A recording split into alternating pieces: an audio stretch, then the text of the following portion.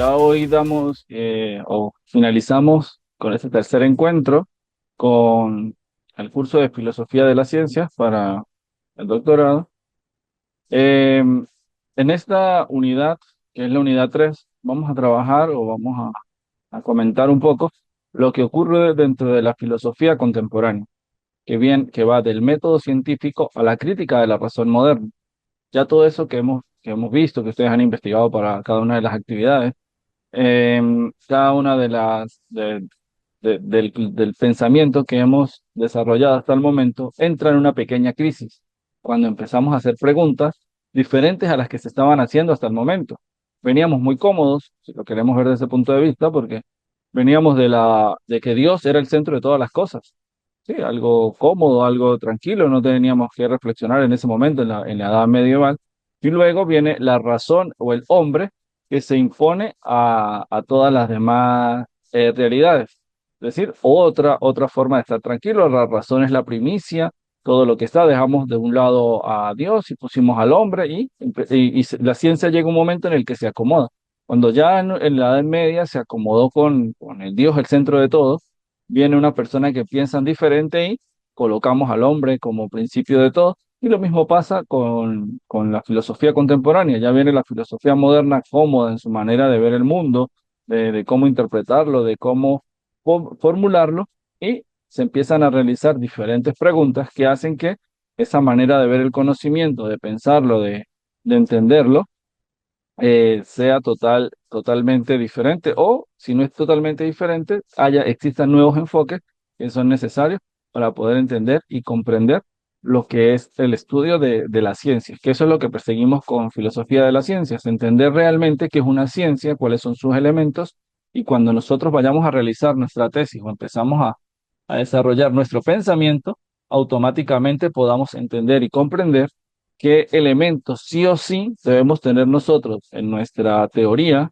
en el caso de quienes vayan a formular una teoría, o del modelo, quienes se vayan por esa característica, perdón, por esa manera de presentar su tesis, su información, y estén claros de que sea uno u otro, no es ni más fácil ni más difícil, siempre y cuando tengamos los elementos necesarios. Entonces, en lo que nos vamos a centrar hoy es bastante relacionado con eso, y poder comprender cómo hoy en día nosotros deberíamos desarrollar nuestra tesis desde los métodos, y para llegar a conclusiones que podamos luego publicar y que se mantengan dentro del entorno en el que vivimos y en el que nos relacionamos.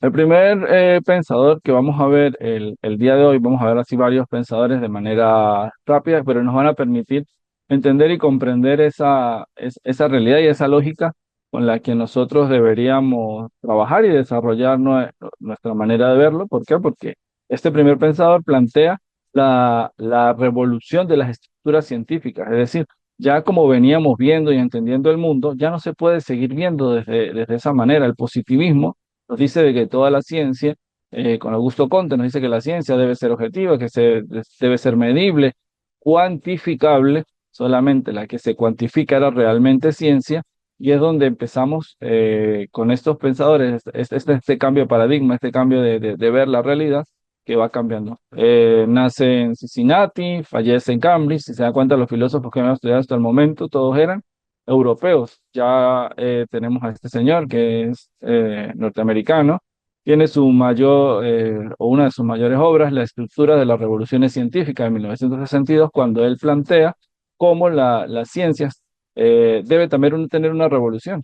Tuvimos la revolución industrial, revoluciones económicas, revoluciones políticas, reformas y contrarreformas religiosas, pero algo que no cambiaba era la parte de la ciencia. Nunca ha tenido una gran revolución, siempre ha sido una evolución.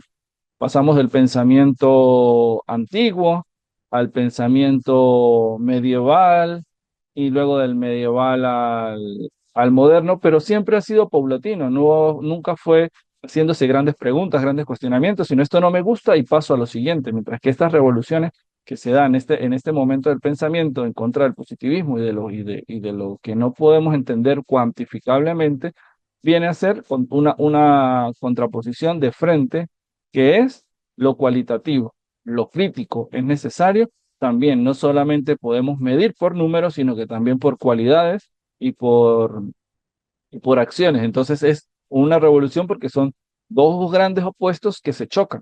Dios y el hombre no son opuestos. Dios y el hombre, pues existe la religión y yo puedo ser creyente y ser hombre, o puedo no creer, pero igual ser hombre. O sea, es un paso que se da suave, mientras que aquí son dos cosas. Son solo los números fríos o las cualidades cálidas del ser humano. O sea, es un choque frontal que se da y es donde empezamos, por eso llamamos que es la gran revolución que se da en el pensamiento, lo que pasa en la etapa contemporánea. Se da la revolución de los paradigmas. La ciencia no avanza por simple acumulación lineal. Ve cómo veníamos.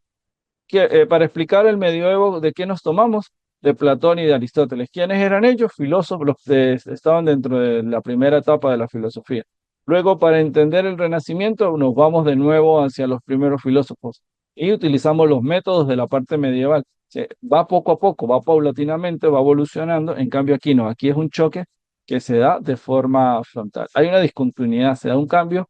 El cambio científico es radical, no gradual, es decir, ya no todo es frío, sino que ahora es caliente. Y vamos a una confrontación si lo queremos ver.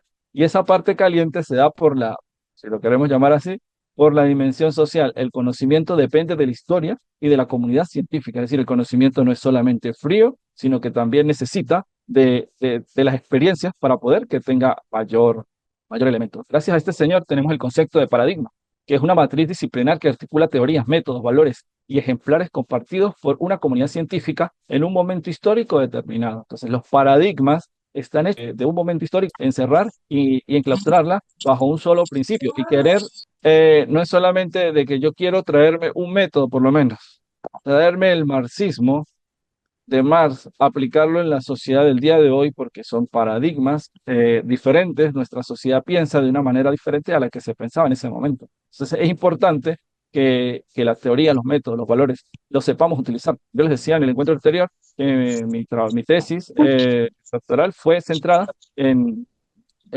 Santo Tomás y el método hermenéutico, más o menos desde el punto de vista como lo manejaban en la escolástica, pero yo no puedo utilizar eh, el pensamiento se debe constituirse dentro del marco conceptual que determina qué problemas son relevantes, qué métodos son legítimos y qué soluciones son aceptables. Eso es necesario que nosotros lo desarrollamos cuando nosotros estamos realizando una investigación. ¿Por qué? Porque los métodos que pudo haberme servido para mi trabajo de maestría, lo más seguro no me va a servir para el doctoral. ¿Por qué? Porque yo he evolucionado, el conocimiento ha evolucionado, todo ha ido cambiando. Entonces, por mucho de que yo lo esté haciendo en un lapso de 5 años, creo que es lo más rápido que lo podemos hacer en un lapso de 5 años, el contexto ha cambiado. Hace 5 años la IA generativa no está como el día de hoy.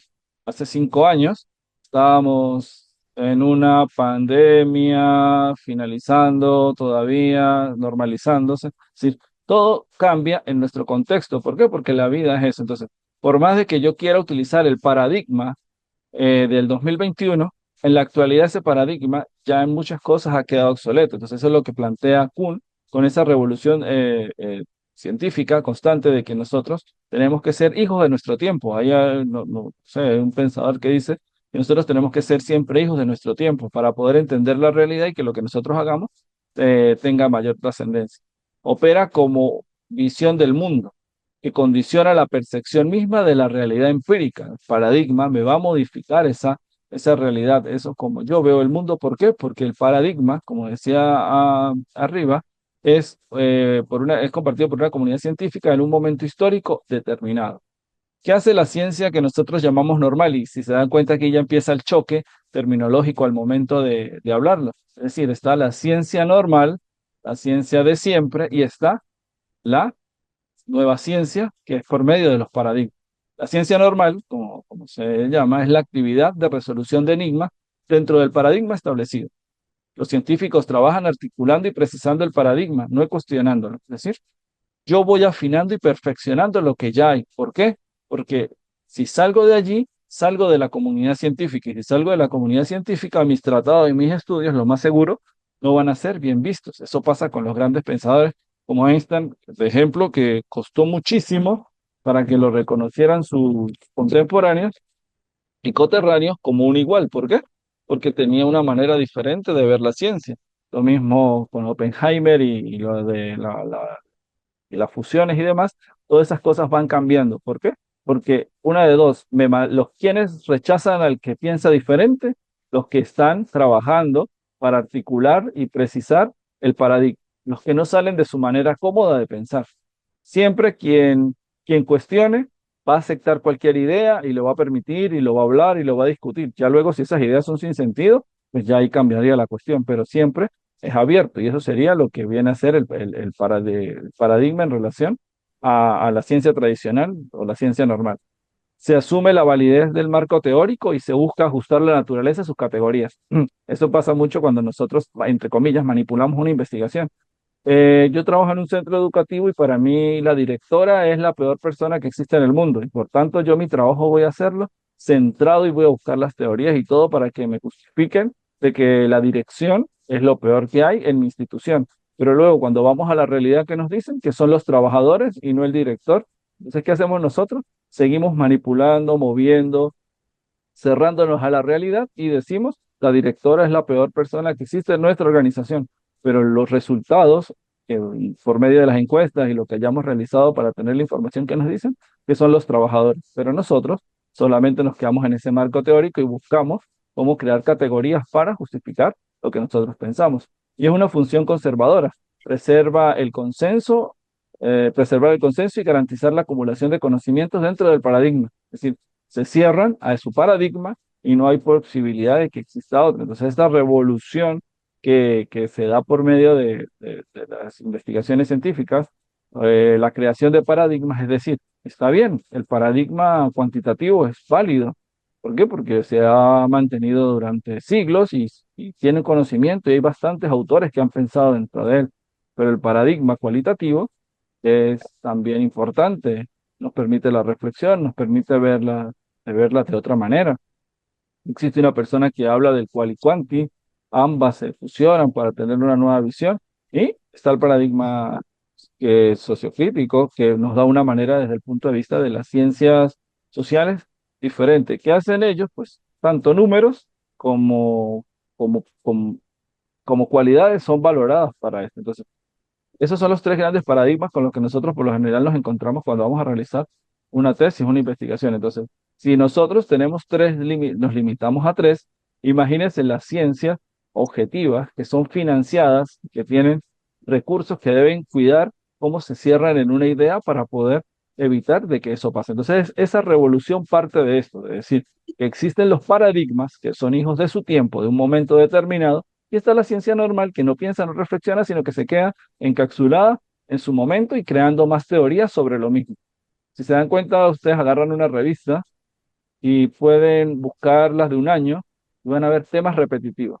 ¿Por qué el ser humano piensa X forma? ¿Por qué el ser humano piensa de esa forma X 1.1? Y luego otro artículo 1.2. Es decir, mantienen una misma idea y una misma forma de desarrollar el conocimiento. Y eso es algo que a veces es necesario, como lo que pasa con la construcción de nuevos paradigmas, identificarlos, de que haya algo diferente, algo que se piense diferente, y por eso nosotros realizamos una tesis. El único trabajo que nosotros presentamos como una tesis es en el doctorado, luego son trabajos de grado, trabajos especiales, trabajos de finalización, tienen mil nombres, pero la única que se mantiene a nivel mundial es la tesis. ¿Por qué? Porque debería ser un nuevo conocimiento que nosotros estamos creando, que va a tener unas bases teóricas, un paradigma, un método, una manera diferente de ver esa realidad. Allá nosotros, si queremos casarnos con la ciencia normal, como la llama Kuhn, o vamos a ser los que iniciemos un nuevo paradigma. Entonces son ideas importantes que nosotros debemos pensar al momento de formalizar nuestra investigación. ¿Por qué se ocurre esta crisis del paradigma y se da la revolución científica?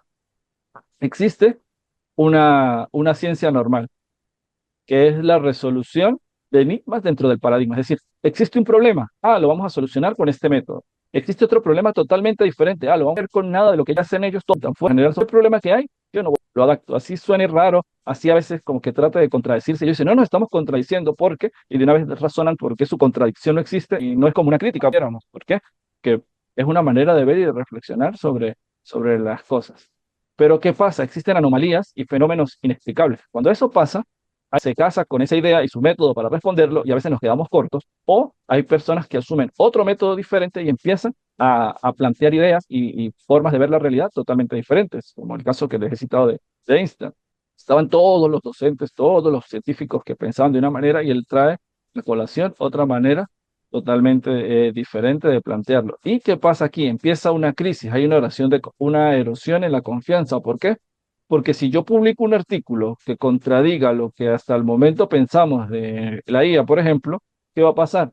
Épale, ¿será que es verdad? Y eso nos pasa a nosotros cuando vemos que la IA este problema, la IA este otro problema, la IA nos va a quitar los empleos, la IA se va a imponer, la IA no sé qué. Esas son otras maneras y empieza a erosionar nuestra confianza. Lo mismo que pasa con las redes sociales, Facebook, Instagram, X, cualquiera que existe miedo y con nuestra información que se está haciendo. Porque empieza, aparte de que hay personas que nos dicen, no, las redes sociales vinieron a cambiar el mundo, es algo positivo, es algo que nos ayuda a crecer, que mejoramos y tal, que es real, pero tampoco todo es tan bueno. Existen cosas que no son como tal y tenemos que tener un paradigma diferente para poder abordar esa realidad. Luego viene un periodo extraordinario, que son teorías rivales. Ya cuando usted no piensa igual, automáticamente empiezan a salir otros a pensar diferente y empiezan a salir bastantes ideas de un mismo problema de diferentes puntos de vista. O sea, ya tenemos varias rivales, ya no solamente yo que estoy pensando diferente, por ejemplo, me enfrento a la ciencia normal, sino que me estoy enfrentando, entre comillas, lo de enfrentar, con otras ideas o con otras teorías que rivalizan con lo que yo estoy pensando. Entonces, ya no solamente existe la ciencia normal, sino que existen pequeñas ideas diferentes que poco a poco van amalgamando una nueva realidad. Y viene lo que se llama la revolución científica, que es la sustitución del paradigma. Aunque no nos pongamos de acuerdo todas las teorías rivales, ya hay una nueva manera de pensarlo. Y ahí es donde la filosofía de la ciencia viene a decir qué es lo que debería constituir ese nuevo paradigma que se está creando. Es decir, el método. ¿Qué método estamos utilizando? Estamos utilizando la parte cualitativa. Nos estamos yendo por interpretar, por entender, por reflexionar. Entonces, eso es lo que tenemos en común. Nuestras conclusiones, ¿cuáles son? De que el hombre no solamente se mide por números, sino que también se debe calificar y cuantificar y categorizar por medio de cómo piensa, cómo se desenvuelve dentro de la sociedad. Estamos viendo lo más seguro, el marco teórico, la visión del problema es totalmente diferente, pero ¿qué tienen todas esas ciencias en común? Pues todas esas ideas en común, un mismo método, unas mismas conclusiones y una misma forma de realizarlo. Y eso es lo que hace filosofía de la ciencia para decir, bueno, están haciendo una nueva ciencia, un nuevo paradigma que se va a llamar X y en el paso del nuevo paradigma una nueva ciencia normal. Y si se dan cuenta, cada paradigma se convierte en una ciencia normal. ¿Por qué? Porque hay personas que se van a quedar dentro de ese paradigma que por más de que avance el enfoque que ellos tienen, no lo van a negociar. Y así vamos a tener la ciencia normal uno, la ciencia normal 2, la ciencia normal 3, la ciencia normal 4, la ciencia normal 5 hasta el infinito. Por eso, de un mismo tema podemos tener 20 visiones diferentes. Si queremos verlo, la ciencia normal sería que la Tierra es redonda, ¿sí? Porque es una ciencia que ya tiene mucho tiempo desarrollándose. ¿Cuál fue el nuevo paradigma? La Tierra es plana. Ese es un nuevo paradigma. Pero ¿qué pasó? Cuando ya dejó de reflexionar y de pensar y demás, se convirtió de nuevo en una ciencia normal. Entonces tenemos la ciencia normal de que la Tierra es redonda y tenemos la ciencia normal de que la Tierra es plana. No, que eso es una pseudociencia, que eso no, no, ellos tienen también sus argumentaciones, tienen su método. Ahí nosotros no valoramos si realmente es verdad o es mentira lo que están planteando. ¿Qué es lo que nosotros valoramos y qué es lo que nos interesa a nosotros valorar para entender realmente una ciencia, para cuando vayamos a hacer nuestro modelo o nuestra teoría, sea realmente algo científico que nosotros comprendamos cada uno de los elementos que tienen esa ciencia. Entonces, eso es lo importante de los paradigmas. Un paradigma no viene a expulsar al otro, lo puede dejar en evidencia, mas no lo expulsa. ¿Por qué? Porque la Tierra es plana. Y escucha uno a los terraplanistas y dan argumentos que llega un momento en el que uno lo toma como mitología, pero su forma, su método y su forma de pensar está establecida y es rigurosa. Si alguno de ustedes quiere ser terraplanista y ven esos videos y ven esa información que hay, ustedes van a aprender un método. Para esta pregunta, la respuesta debe estar centrada desde este punto de vista. Para esta otra pregunta, pueden ser diferentes respuestas, pero tienen el mismo punto de partida. Y eso como tal es lo que es un paradigma. Entonces, cuando ustedes hagan su tesis, tienen la posibilidad de que luego se convierta en una ciencia normal si 3, 4, 5, 20, 100 personas siguen la idea que ustedes están desarrollando. Entonces, eso es lo que pasa y la crisis que se da cuando antes solamente existía la ciencia, ahora existen paradigmas y la ciencia normal.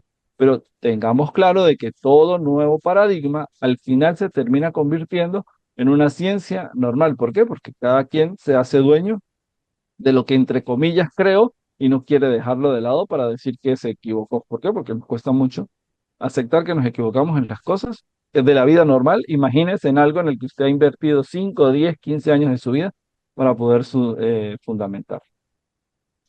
Una segunda idea que tenemos para esta manera de reflexionar y de debatir las ciencias que ya existen, lo tenemos en Popper, Karl Popper. Nace en Viena, fallece en Londres, y su formación, aquí ya su formación es bastante holística. No solamente se va por la filosofía o por la física o por la ciencia, sino que está en la filosofía, la matemática y la física. Su gran obra en la que desarrolla su pensamiento, publicada en 1959, es la lógica de la investigación científica, es decir, no solamente debemos investigar, sino que debe haber una lógica para realizarlo. No sé si ustedes en sus pregrados vieron lógica, eh, pero la lógica es la manera de pensar correcto. Es decir, nos argumentamos, nos llenamos de formas estrictas de pensamiento que nos permiten descubrir una falacia, es decir, una idea que no es una verdad, sino que se impone por un silogismo y por algunas ideas que por lo general son para buscar autoridades que soporten la idea que yo estoy planteando. Entonces, la lógica dentro de la investigación científica debe marcarse en que el método debe coincidir con las teorías deben coincidir con el problema que estoy trabajando y debemos tener un orden dentro de esa investigación. ¿Qué pasa con el pensamiento de él? Él lo ve o en su pensamiento, en sus libros, en sus obras, podemos ver tres cosas fundamentales. Primero, la falsabilidad. Él plantea el criterio de demarcación, es decir, una teoría científica debe poder ser refutada. Ciencia que no se refuta es una dogma. Ciencia que no se refuta es, entre comillas, una religión, algo que no puede sostenerse racionalmente. Segundo, las conjeturas audaces. La ciencia progresa proponiendo hipótesis fuertes y arriesgadas. Es decir, la ciencia que se mantenga dentro de una misma idea, dentro de una misma forma de pensar, es una ciencia que no progresa, una ciencia que no avanza. De allí lo necesario y lo importante de que cuando pensemos, seamos arriesgados en la manera de pensar. Si nos equivocamos, pues no perdemos nada. Y si estamos acertados, pues vamos a avanzar bastante en lo que es el conocimiento. Tercero, la refutación. El avance científico surge al someter las teorías a pruebas y corregir errores. Todos cometemos errores, por tanto, todos debemos reconocerlos y poder avanzar corrigiendo esos errores que en nuestro planteamiento se van dando. El falsacionismo popperiano, es decir, lo que se conoce a este autor y en lo que dedica su mayor enfoque, su mayor forma de pensar tiene otros temas, pero el falsacionismo en filosofía de la ciencia es muy importante porque él plantea lo primero. ¿Qué problema existe? ¿Qué distingue la ciencia de la pseudociencia? Es decir, ¿qué nos hace que realmente lo que nosotros pensemos sea una ciencia y no una ciencia falsa? Esa primera pregunta, nosotros cuando vamos a realizar una investigación, es importante que nos las planteemos. No sé, nosotros queremos cambiar el mundo en la educación por medio de la matemática. Entonces, ¿qué es eso que yo voy a hacer, que yo estoy pensando, realmente va a ser una ciencia o es algo que no va a avanzar en el tiempo? ¿Por qué? Porque es algo utópico. Segundo paso, allí ya tengo el problema, no me lo refuta. Ningún autor que ha pensado diferente puede ser que esté equivocado en lo que estoy proponiendo. Pongo una idea, difícilmente. Espera, toca la puerta. Mariuxi o Mauxi, por favor. Si esa teoría eh, no puede ser refutada, difícilmente pues va a ser ciencia, porque si yo la impongo y no pasa, por eso es que las religiones no son ciencia, ¿Por qué? Porque ellos imponen una idea, unos principios, y yo, si quiero, los cumplo, y soy parte de ellos, y si no quiero, pues no lo cumplo, y pues me voy a otro sin ningún inconveniente. Y tiene una consecuencia. La verificación no prueba verdad, solo la refutación cuenta. Y aquí hay que hacer una distinción que, él, que se plantea en este pensamiento. ¿Qué es verificar? Verificar es que a mí me dan una lista, por lo menos que el capítulo uno debe llevar planteamiento del problema, y ese planteamiento del problema debe llevar síntomas, causas, consecuencias, control del pronóstico. ¿Cumple con eso? Sí. ¿Cumple con esto? También. Y voy haciendo un checklist, voy enlistando las cosas con las que cumplo y qué me hace falta. Eso es una verificación. La verificación solamente me va a permitir decir, sí, sí cumple con todas las cosas. Pero la refutación, ¿qué es? Está muy bien, su planteamiento del problema cuenta con todos los elementos, excelente. Pero, ¿por qué usted afirma esto? ¿Por qué usted dice esto? Esto a mí no me convence. Es decir, la refutación es que yo empiezo a hacer preguntas y esta persona me dice, claro que sí. ¿Por qué punto de vista? ¿Por qué? Porque yo pienso que esto es así, así, así. Y existen estas listas de autores que soportan esa idea. Es diferente a que yo les diga, muy bien, tiene el planteamiento del problema, tiene el árbol del problema, excelente. A que yo lo haya leído realmente y les diga, mire, este punto hay que fundamentarlo, aquí tiene que quitar esto y buscar una cita que lo fundamente porque es un juicio de valor, y voy refutando lo que allí está. Habrán cosas en el que se dejan y habrán cosas que se quitan. ¿Por qué? Porque esa es la idea de la refutación. Habrán cosas en el que yo como tutor diré, no, eso no puede ir en esta investigación, guárdelo para un artículo, y otras cosas que usted dirá, no, esto para mí es innegociable porque más adelante yo siento que esto va a ser el pilar de la investigación. Y se va refutando, se va argumentando y se va dando. ¿Qué viene a plantear él? Él habla de un enfoque tradicional y pues su enfoque, que nosotros ahora lo conocemos como popperiano, pero en su momento pues era el falsacionismo. En medio ponemos una oposición, un versus. El enfoque tradicional es la inducción, es decir, se va de lo particular a lo general, es decir, yo primero veo, experimento y luego llego a una conclusión. ¿Qué viene a ser el enfoque del falsacionismo? Es por medio de la deducción. Voy de lo general a lo particular.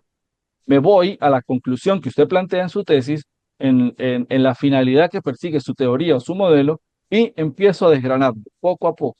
¿Por qué? Porque eso sería la refutación. Voy haciendo preguntas de esa idea general hasta que llegamos a descomponerlo y poderlo entender. Muy socrático si lo queremos ver desde ese punto de vista. Segundo elemento es el verificacionismo. Busca confirmar teorías. ¿Ves? ¿La verificación qué es? Voy, sí, sí cumple. No me interesa lo que dice, si cumple, si cumple, se mantiene dentro de los parámetros que estamos trabajando. ¿Qué hace el falsacionismo? Busca refutar las teorías. Ojo, yo quiero refutar una teoría como tutor, como docente, como compañero o como académico. No es que yo quiera decir que yo tengo la razón y usted no la tiene, sino que sería grandioso y sentirse uno bien cuando uno le refuta en una teoría. ¿Por qué? Porque eso significa de que puedo dialogar con otra persona desde mi teoría. No que yo la impuse y todo el mundo la sigue porque yo la impuse, llegué a ser ministro y todo el mundo va a hacer lo que yo digo porque, soy el ministro y demás, sino que me la refuten, me digan, no, mire, esto mejor es así, y llegar a un diálogo en el que lo más seguro yo cambiaré algunas cosas y esa persona también cambiará algunas cosas. El enfoque tradicional que busca la confirmación, apoya pero no prueba verdad. Sí, eso es lo que dice Popper, de que solamente yo confirmo de que existe la ciencia, más no si es verdadera o no es verdadera. Mientras que la refutación demuestra la falsedad. Él busca, si lo queremos ver, es como esa persona incómoda que siempre le busca el punto blanco en la pared, perdón, el punto negro en la pared blanca, ¿sí?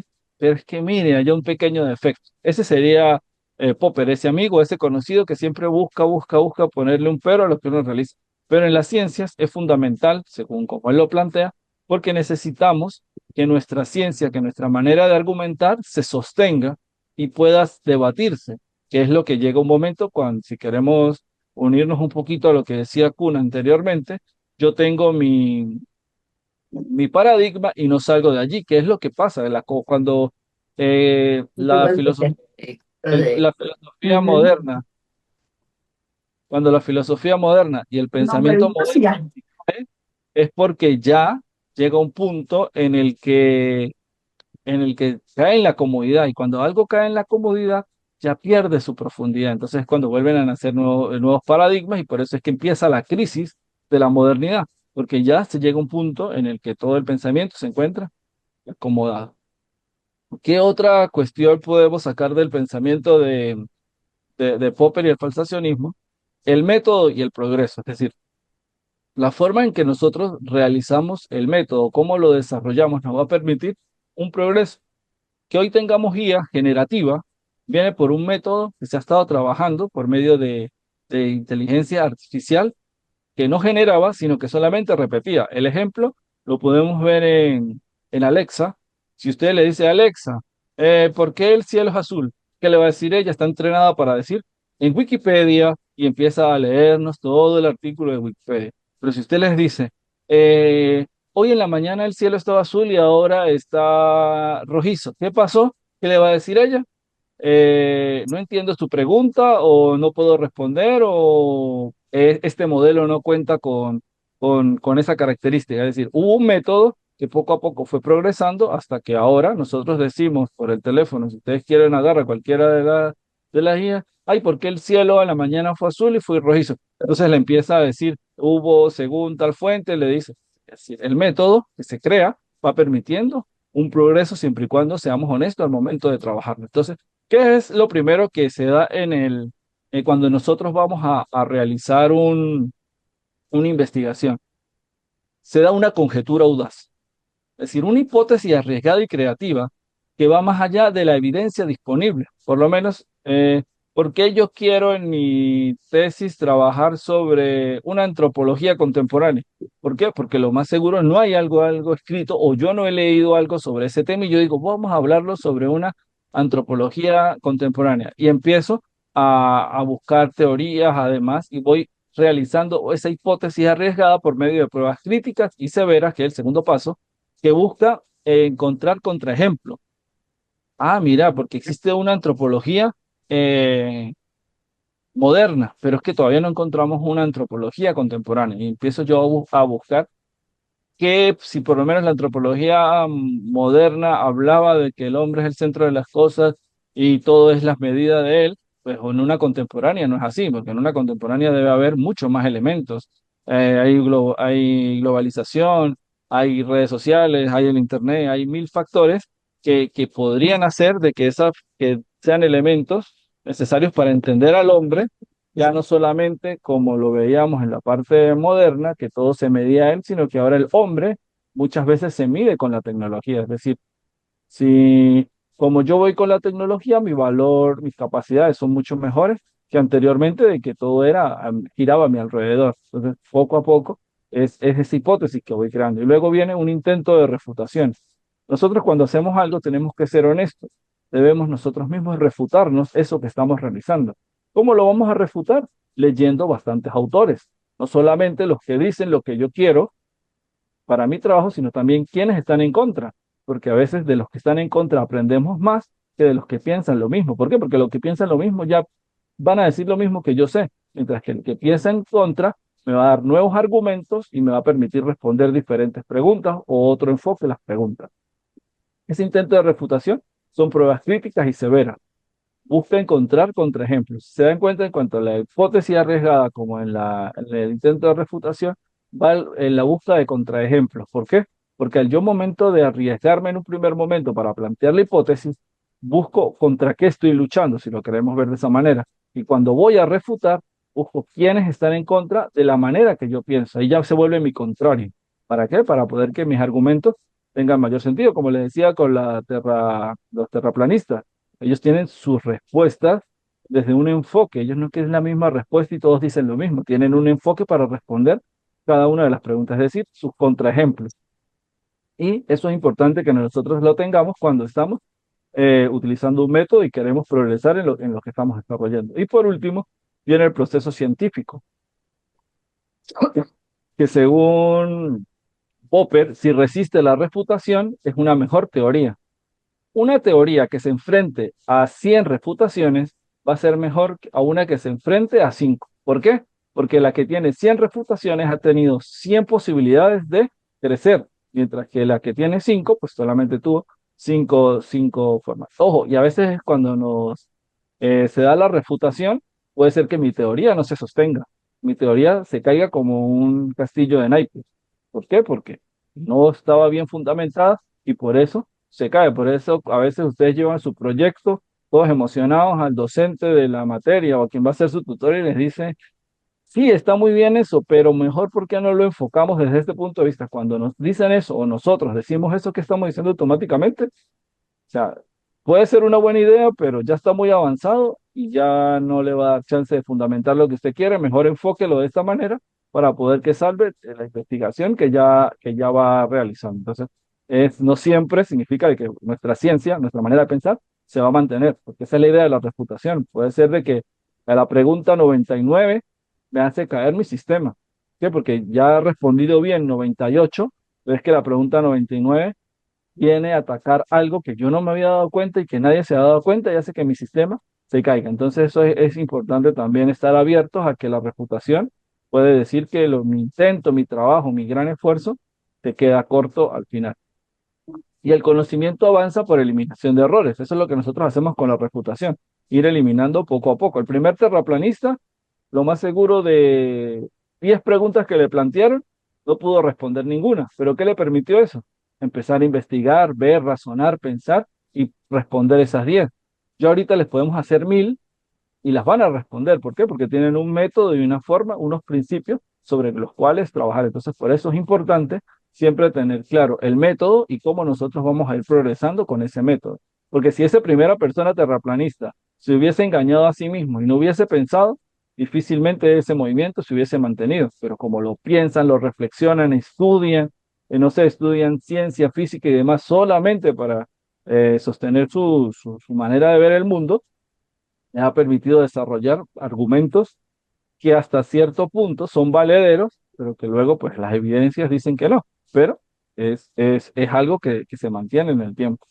Las conjeturas audaces, críticas severas y progreso científico forman un ciclo de aprendizaje continuo. No es que porque cuando yo llego a mi teoría se acaba, sino que lo ideal, perdón, es que vuelva a ser otra conjetura audaz y siga desarrollando mejor mi pensamiento, que eso es lo que hacen personas que tienen 50, 60 años escribiendo, que todavía sobre diferentes temas que todavía son actuales. ¿Por qué? Porque sale la inteligencia artificial con 85 años y se forma para manejarla mejor que alguien de 20 años que está naciendo y la está viendo en su entorno. ¿Por qué? Porque eso es lo importante, siempre una conjetura audaz, ir poco a poco desarrollando y trabajando lo que es el conocimiento. Es importante ver en el falsacionismo los criterios de calidad teórica. ¿Por qué? Porque la calidad teórica es lo que va a permitir de que realmente la teoría, se valora la calidad teórica porque estamos trabajando sobre teoría, tengan mayor fuerza. Entonces, estos tres criterios son, el primero, la falsabilidad, es decir, el mayor riesgo de refutación, mejor teoría. ¿Cuál es el mayor riesgo de refutación? Que ¿De constantemente, frío? cuando a mí me refutan, yo estoy en riesgo, mi teoría está en riesgo. ¿Por qué? Porque se puede caer como un castillo de naipes. Entonces, cada una de esas refutaciones, mientras que yo más refutaciones voy superando, mi teoría va a ser mucho mejor. Entonces, es importante la falsabilidad dentro de ver la calidad de la teoría. El segundo elemento es el contenido empírico. Mayor prohibición y explicación es más informativa. ¿Por qué? Porque recuerden que aquí ellos desde el punto de vista de la deducción, es decir, van de lo general hacia lo particular. Entonces, mientras que yo mejor explique, mientras que yo eh, más, eh, más problemas, más dificultades me voy encontrando con el desarrollo de ese contenido, de esa experiencia, de eso que se va entrando, voy a tener mayor información. Por eso no es que se rechace lo empírico, lo de ir a la práctica, ir a eso, sino que yo parto de las conclusiones y la parte empírica me debe fundamentar esas conclusiones a las que yo voy realizando. Por eso muchas personas cuando agarran una investigación, leen el resumen y se van a las conclusiones. Ya luego de ver el resumen y de ver las conclusiones, empiezan a ver el método, empiezan a ver otros aspectos, pero es fundamental. Por eso es que el resumen dice que hay que hacerlo 300 palabras, que quede bastante claro qué es lo que se trabaja para que capte y llame la atención. Y luego las conclusiones sean conclusiones coherentes, no que a mí en una conclusión me diga X cosa y cuando voy a la investigación me consigo que es Y. Tiene que ser bastante coherente para poder que la teoría y lo que estoy trabajando debe ser predictivo. Estaba yendo de muy atrás. Muy difícil. Así no se puede. Por No, favor, silenciar los micrófonos. Por favor, no. quienes están peleando con los hijos, demás, por favor, silenciar el micrófono. El poder predictivo es mayor anticipación de hechos, es más útil. Por eso es que nosotros hacia las conclusiones. ¿Por qué es importante las conclusiones? Porque mientras esas conclusiones me permiten que luego yo pueda predecir otra cuestión. Si 20 estudios diferentes llegan a la teoría de ese método y de esa forma, de eso que yo estoy creando como método, me va a permitir más adelante poder evolucionar. Y eso es lo que hicieron los filósofos de la antigüedad, como fueron evolucionando del agua hasta Aristóteles, que ya empieza a hacer un pensamiento bastante organizado, igual que Platón. Pero ¿cuál fue lo que ellos partieron? Su método era la razón. Preguntarse cuál es el arjeo, principio de todas las cosas. Y no importaba la respuesta, sino la pregunta. Luego nos fuimos al medioevo. ¿Qué nos dice el medioevo? Las preguntas son importantes siempre y cuando me acerquen a la deidad. Cuando nos vamos a la parte contemporánea, lo mismo. Las preguntas son importantes siempre y cuando nos permitan comprender al ser humano. Y ya en la parte contemporánea, exacto, ya las preguntas, se hicieron muchas preguntas, ahora vamos a ver cuáles respuestas realmente se mantienen en el tiempo. Por eso es que se da esa crisis, porque ya no vamos igual, que lo importante es la pregunta y cómo esa pregunta me permite conocer algo, sino que hay muchas respuestas, vamos a ver cuáles de esas respuestas son realmente importantes. Y aunque no se abandona la pregunta se utiliza para poder refutar todos esos pensamientos que se han ido desarrollando durante el tiempo y durante el elemento que se esté trabajando. Estos tres criterios se fortalecen mutuamente. Cuanto más falsable, más contenido empírico y más poder predictivo tiene una teoría. Y así es mayor su calidad científica. Eso es fundamental tenerlo claro. Por eso es que las flechas, si se dan cuenta, son bidireccionales y tienen los puntos que permitan que se siga conectando. El triángulo se sigue conectando. Es necesario que sea predictiva para poder, gracias al resultado de la falsibilidad, y que tiene bastante contenido empírico para poder fundamentar esa idea de la que yo parto, que es la conclusión. Por eso este método de la falsación es muy utilizado dentro de la filosofía de las ciencias para poder no conocer cuál teoría es verdadera, sino cuáles métodos se mantienen ante la realidad que nosotros estamos utilizando. Nosotros como doctorandos tenemos que utilizarla en qué sentido? En el sentido de, vamos a ver qué teorías y cómo esas teorías me van a permitir, así sean contrarias, demostrar que lo que yo estoy haciendo es útil y es valedero y que al final se va a mantener en el tiempo.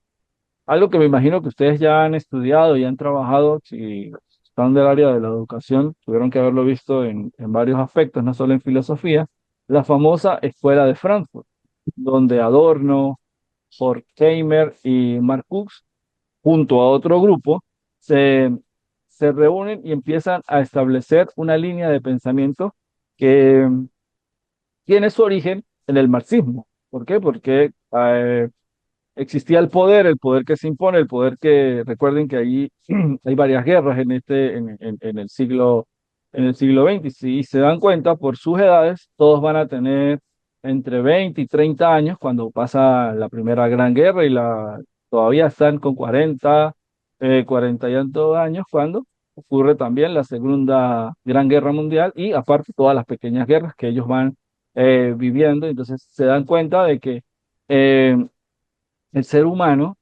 eh, los avances no solamente son positivos, sino que también son negativos. ¿Cuántos avances no le debemos a la guerra? Muchísimos.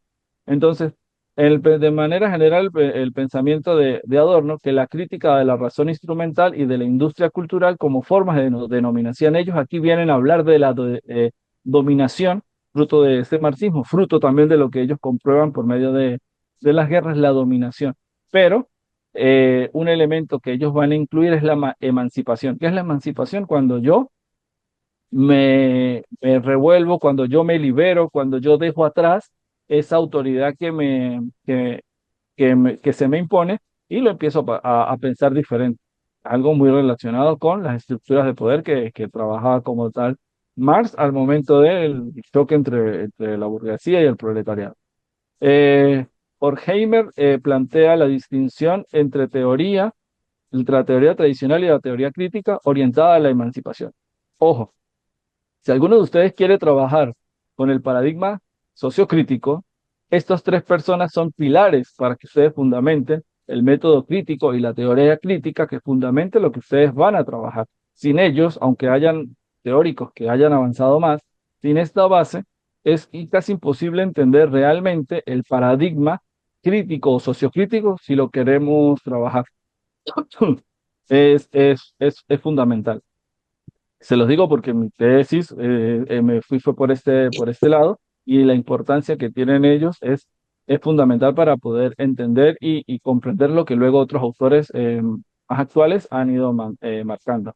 Y Marcus eh, plantea la denuncia o denuncia la sociedad industrial avanzada y los mecanismos de integración y control. Si se dan cuenta, ellos se van a ese punto de vista, la dominación y lo vamos a luchar por medio de la emancipación. ¿Qué es esa emancipación? Una lucha que vamos a hacer en cuanto a teorías para cambiar ese paradigma que se impone dentro de la sociedad. Y aquí, a grosso modo, podemos entender la teoría crítica de la Escuela de Frankfurt, que primero se da un enfrentamiento entre la teoría crítica y y la tradicional. ¿Por qué? Porque siempre, ¿qué va a ser lo que nosotros nos vamos a imponer? O, perdón, contra lo que nosotros vamos a luchar, siempre lo vamos a hacer contra lo que se impone. ¿Y qué es lo que se impone? La tradición, en todos los aspectos. Y ustedes ahorita quieren cambiar el sistema educativo, ¿qué es lo primero que tienen que hacer? Cambiar ese método tradicional que existe. Por eso yo les hice hincapié cuando vimos eh, a Sócrates y su manera, la mayéutica, les decía, si realmente queremos aplicar el constructivismo dentro de nuestras aulas de clase, es muy complicado porque necesitamos hacer muchísimas preguntas y que todos los estudiantes caminen sobre esas preguntas. Eso de lluvias de ideas, no, esas parecen aguaceros, tormentas y demás, porque son puras ideas inconexas en las que yo como docente debo hacer que todos los niños se sientan bien acomodaditos en eso. Eso sería una teoría tradicional. ¿Qué sería esa teoría crítica, esa innovación? Bueno, voy a hacer un constructivismo realmente como es y empezar a aplicar ese método, aplicar, grabar esas clases y empezar a exponer y cambiar esa manera tradicional. ¿Por qué? Porque el método constructivista, hasta donde yo lo he visto, puede ser que esté equivocado, es aplicar el método tradicional, pero construyendo aguaceros y tormentas de ideas que luego no sé cómo compaginar en mi planificación. ¿Por qué? Porque todas las ideas no se deben valorar, todas las ideas no se deben respetar. Entonces, ese principio no lo estamos aplicando bien desde la base educativa. Luego tenemos la industria cultural. Y claro, recuerden que allí es donde empiezan los grandes programas, los grandes avances en cuanto a la televisión, y ellos viven en ese tiempo y su paradigma es ese. Por tanto, ¿qué ven ellos en la industria cultural? De que ya los artistas empiezan a vivir de la mano con los políticos. Ya está por lo menos Kennedy, que viene a ser un rockstar de eso, de los medios, de cómo se vende, las personas que se rodean. Y así no solo lo vemos aquí, pero en el nacionalsocialismo o en Italia o Mussolini, está en la misma España de Franco, que aunque fue más arcaica, también sea eso, son grandes personas que se empiezan a vender en la industria de la cultura. Muchos nacen políticos, nacen eran actores y luego se van hacia la política. Entonces, eso empiezan a ellos a darse cuenta de que la industria cultural, todo lo que enfoca la cultura, tiene un gran peso dentro de lo que se está desarrollando y vienen a plantear, como les dije anteriormente, un enfoque neomarxista e interdisciplinario. Ya no solamente se piensa, se razona, sino que aparte se cuestiona, se toma el falsacionismo, se toma todos los avances de su momento, se toma lo que se plantea del positivismo y todos los elementos que han sido importantes dentro de la construcción de ciencia y vienen a realizar lo que ellos llaman la emancipación y la dialéctica. Recordamos que el método dialéctico lo plantea Hegel, en el que hay una tesis, una antítesis y una síntesis, y esa síntesis luego se va a convertir luego en una tesis, que es el principio de lo que nosotros hacemos en las investigaciones doctorales, pero la emancipación es fundamental, es decir, consigo las llaves para romper las cadenas, rompo esa cadena que me imponen y que ya me tiene teledirigido y empiezo a pensar diferente, empiezo a llevar la ciencia hacia la parte social. Aquí es cuando el paradigma cualitativo empieza a tomar mayor fuerza, porque ya no solamente los números fríos, sino que necesitamos la calidad del ser humano para poder entender en muchos aspectos esos números. Y por último viene lo fundamental, vea todo el proceso que se da para llegar a que critica a la razón instrumental, es decir, la teoría crítica viene a ser una crítica a la razón instrumental, es decir, viene a ser un contrario a esa razón que se utiliza como instrumento. ¿Por qué? Porque la razón como instrumento nos da teorías frías, nos da conocimientos irrebatibles, mientras que la razón, que deja de ser como un instrumento y empieza a servirnos como un punto de vista para eh, emanciparnos y crear nuevas teorías, si se dan cuenta, es muy parecido al falsacionismo, solo que pues, ellos utilizan otra terminología, nos permite ver esa realidad desde otro punto de vista.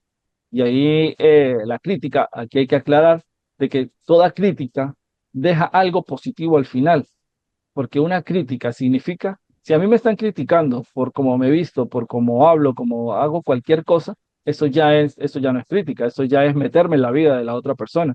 Pero si yo puedo plantearlo como una crítica, un modelo de, mire, las personas que se visten como usted se viste, por lo general son enmarcadas dentro de dentro de un contexto y luego pueden ser perjudicadas para un trabajo y demás. O sea, valórelo, no cambie, pero por lo menos valore que si usted piensa estudiar X área, lo más seguro, esa forma como usted piensa, esa forma como usted actúa, no es bien vista, entonces tiene que tener cuidado. Si me la presentan desde ese punto de vista, me va a dar me va a dar ganancia, pero si le digo, ay, no, usted se viste así se visten los malandros, no tiene mayor trascendencia y ahí lo que estoy diciendo es esa señora que se sienta en la primera fila de la iglesia a ver cómo van vestidos los demás en el momento en el que se acercan al altar. Entonces, es importante distinguir eso del chisme, que a veces lo disfrazamos de crítica, a si yo doy argumentos, pues ya la cuestión es totalmente diferente. Y como síntesis de este encuentro, tenemos una pregunta central para cada una de las corrientes de pensamiento. Con Kuhn, ¿cómo cambian los paradigmas científicos? Es la pregunta que él se realiza.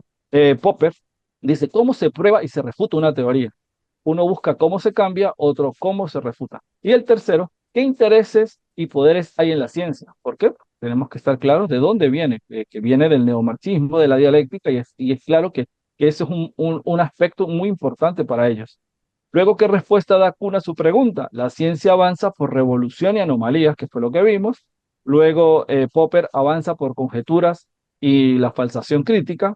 Y la Escuela de Frankfurt, la ciencia puede servir a la dominación. Y es una realidad. Los grandes conglomerados farmacéuticos, de armas y demás son los que patrocinan las campañas de los políticos. ¿Por qué?